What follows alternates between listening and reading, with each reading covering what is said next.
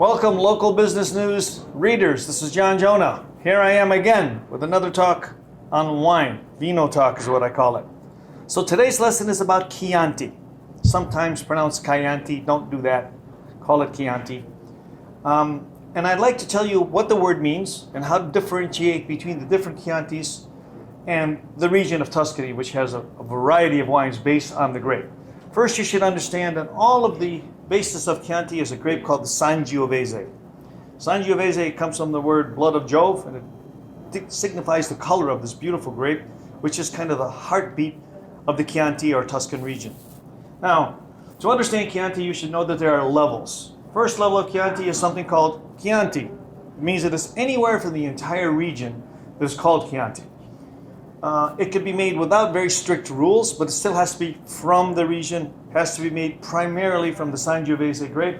It's going to give you the basic style. It's great with having with pizza, with pasta, with really classic Italian dishes. And you should also know that Chianti in general has a high acid level, so it really goes best with foods. Your second level of Chianti is Chianti Classico.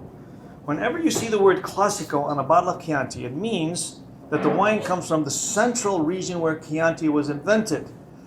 You should know, what I know, that this Chianti Classico was invented in the year 1793 for the Baron de Ricasoli, who wanted a special wine for him. So Chianti is essentially a formula. It's a blend primarily of Sangiovese, but you can add also Carignano, Trebbiano, and today Cabernet and Merlot. So it's been expanded to be a blend.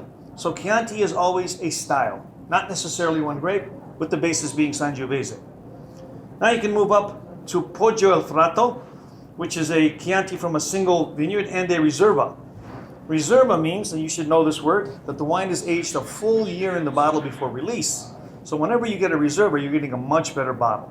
You're getting more richness and smoothness, and probably just a touch less acidity. There is a level above this, which you don't have here, called Gran Selezione. That's the new idea in Chianti, and that's delivering to the client, you, a Chianti that is really highest level that each individual house can make. There are very famous houses, Antinori, Frescobaldi, many wonderful houses that are really devoted to making the best possible Chianti they can. Now, in Tuscany also, you have two unusual types, also made from the Sangiovese grape, Brunello.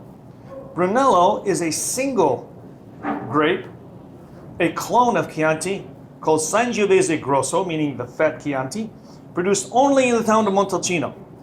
So when you buy a Brunello, you're essentially buying a Tuscan wine that kind of is Chianti, but produced entirely from one village, with very strict standards, with longer aging potential, and with a flavor that is unique to this village.